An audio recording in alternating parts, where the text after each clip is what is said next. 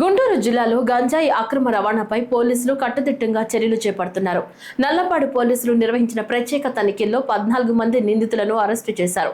వారి వద్ద నుంచి 7.6 కిలోల గంజాయి, మత్తు టాబ్లెట్లు మరియు 12,800 రూపాయల నగదును స్వాధీనం చేసుకున్నారు.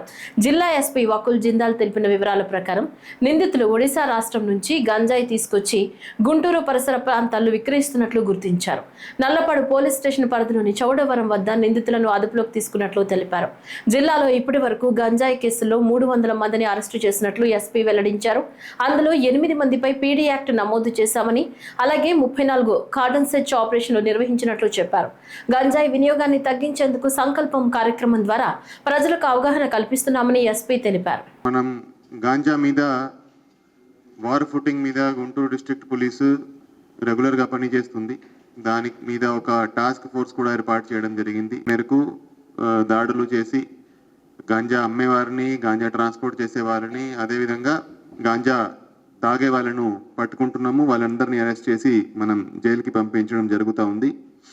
అదే క్రమంలో ఈరోజు నల్లపాడు పోలీస్ స్టేషన్ పరిధిలో చౌడవరం గ్రామంలో 14 మందిని ఈరోజు అరెస్ట్ చేయడం జరిగింది.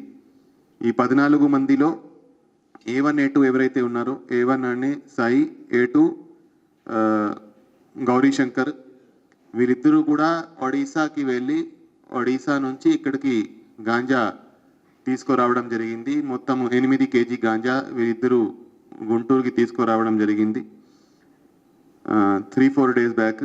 దాని తర్వాత వాళ్ళు అక్కడి నుంచి కొంతమందికి గాంజా అమ్మడం జరుగుతూ ఉంది. So A3, A4, A5, A6 వాళ్ళందరూ కూడా గాంజా పెడ్లర్స్, గాంజా అమ్మేవాళ్ళు. సో ఈ నలుగురు ఈ ఫస్ట్ A1, A2 నుంచి గాంజా తీసుకొని ఫర్దర్ దానికి చిన్న చిన్న ప్యాకెట్స్ చేసి కన్జ్యూమర్స్కి అమ్ముతున్నారు. సో ఆ నలుగురుని కూడా పట్టుకోవడం జరిగింది.